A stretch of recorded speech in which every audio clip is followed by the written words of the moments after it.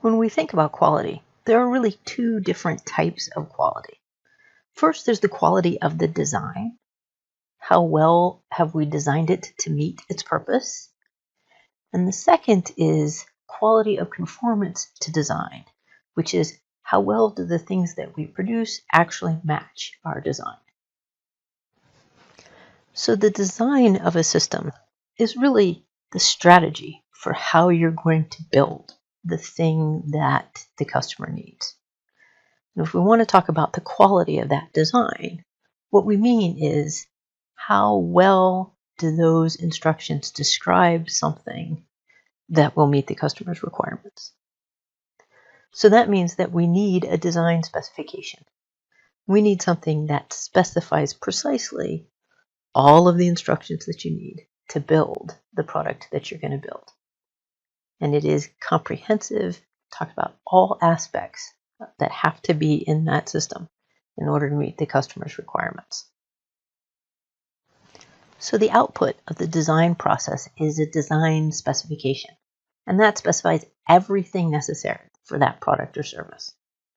So it specifies all of the inputs, because the people who are going to follow these instructions are going to have to be able to purchase the materials and services and have the things they purchase be of appropriate quality. It specifies all the transformations that are required to turn those inputs into the product or service. And it also specifies standards for any of the intermediate deliverables so that you can check quality along the way. So if you're building a bridge, the specification for a bridge is a blueprint that specifies every beam and every bolt and how they're supposed to be assembled to build the bridge. If you're designing a circuit board, then that is every trace and every component in that circuit board.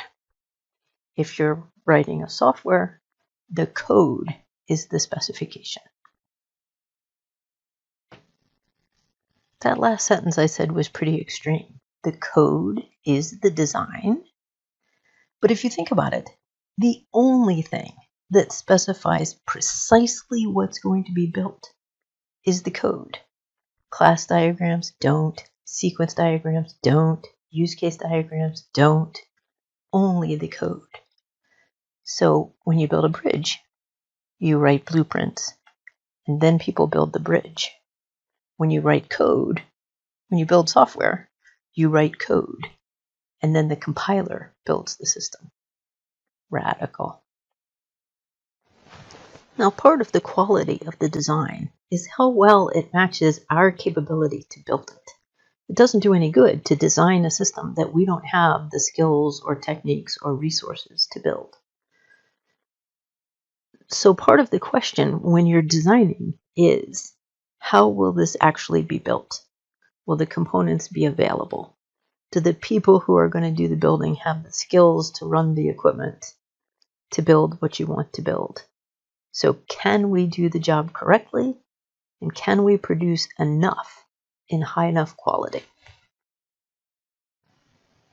Now, once we have a design and we start building things, then we can talk about the quality of conformance to the design, which is to what extent does the thing that we build match the design that we specified?